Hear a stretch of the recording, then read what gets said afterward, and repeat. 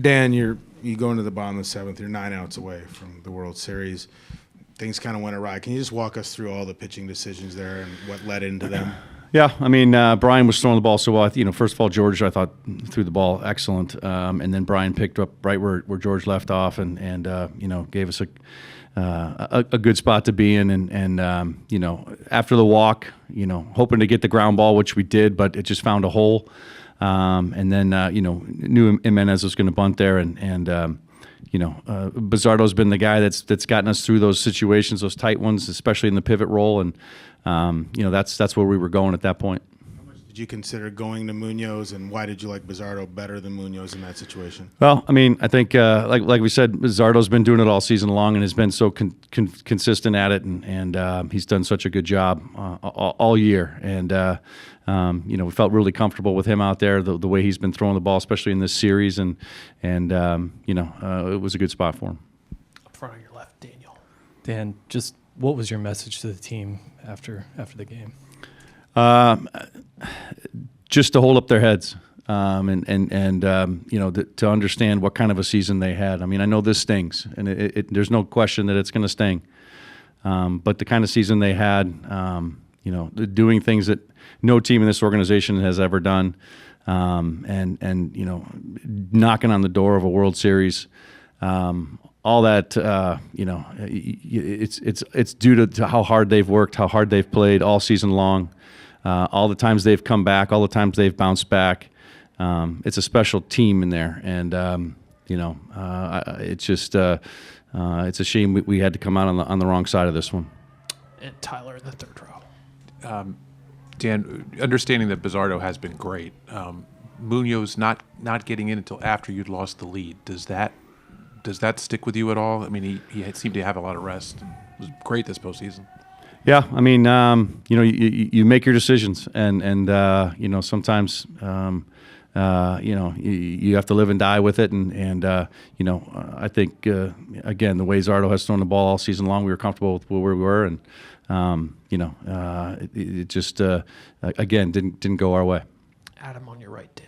Dan, you've given so much of your career and your life to this organization. You have the perspective that a lot of people don't. Just what are the emotions now that it has come to an end here? It's very, very mixed. Disappointed, obviously, frustrated, but incredibly proud of what those guys have done. Incredibly proud of what they've done all season long, and the team that's in there. You just can't say enough good things about the way those guys have played, and when you look at the pieces that were added, you're grateful to the organization, to Jerry and Justin for putting all of it together. It was just an outstanding season, a great series here, but it's tough to come up on the short end. Brady on your left, Dan. Dan, you guys lost in a similar way in 2000, but then also came back in 2001 and had a great year. Maybe how do you go about kind of processing it and then maybe using it as motivation going into the next season? Yeah, I mean, I think all of us now have had a taste of how close we can get, and how good this team can be, and so I think once you get that, that's what you're shooting for again the next year, and I know that will continue to be the goal. That was the goal this year. It will continue to be the goal is to get to that final step, and this year we were one game short. Ryan and then Tyler. Dan, you had traffic on Bieber early, lots of hits off him, but you just only came away with the handful of runs. Did you feel like you were kicking yourself a little bit because you didn't add on when you had the opportunities to, when you had a lot of guys on base? I thought we had some good at bats again today, and Julio and Cal going deep was big. To give us some lift, and offensively, I thought we swung the bat pretty well. We just at times not able to get, like you said, the kind of the lead to open it up. But where we were with our pitching, usually we're in a good spot, and I thought offensively we did the things we needed to do. Go to Tyler and then Daniel. Dan, with Springer coming up, he's got such a great October pedigree. Was there any thought to walking him and setting up a double play? I mean, it's a tough call. Again, it's a tough decision. You don't want to, put that go ahead run at first, and then that also introduces Vladdy into the equation if you don't get the double play. So, again, the way we looked at it was, we were going to go at George. Up front on your left, Daniel. Dan, was there any consideration to leave Bryan in that moment, just given the success that he had against Springer, or maybe even go to Brash, or was that off the table just given that he threw so many pitches yesterday? Yeah, I mean, I think he had given us such a good outing there, and it was time to turn it over. We thought to the leverage guys that are in those situations, and that's what went into that decision. Far back on your left, Dan. Annie.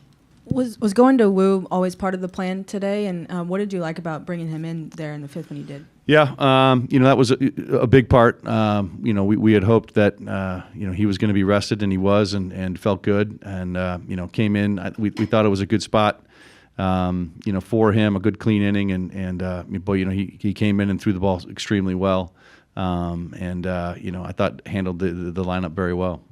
Do a couple last ones. Brady on your left. Dan, you've spoken about Cal a lot this year, but kind of just maybe one last thought on his year as a whole and what he's meant in his growth to the organization. Yeah, I mean, an organizational player, an all-time player, and when you look at what he has done, numbers-wise for the organization, but in Major League Baseball in general, setting all-time records, for what he did with his home runs, and again, what he does behind the plate, and all that he puts into it. He's a guy that you just love to have on your team. He's a guy that you build your organization around, and he is a leader. And he has put together an incredible season, and I'm sure there's more to come. I'll finish up with Ryan. Dan, there's you look out on the field over the first 6 innings when you had the lead. Bryan, George, 2 guys you drafted. Cal, a guy you drafted, Julio, a guy that came up from the international system. There's a lot of homegrown talent. Do you feel like there is a core there with a few, minor additions or tweaks that is going to continue this kind of upward trajectory to get back here and maybe go beyond? Yeah, I mean, I think that's, a testament to the job that, they have done in the front office.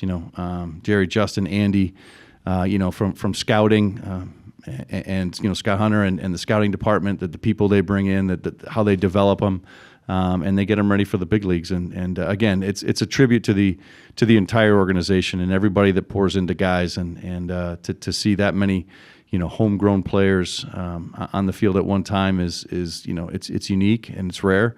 These guys have been developed to play in these circumstances, and they've been able to deliver on a consistent basis. It's been really good, and that's kind of what sets you up for the future as you go forward. Is their ability to stay with this organization and continue to do what they've been doing.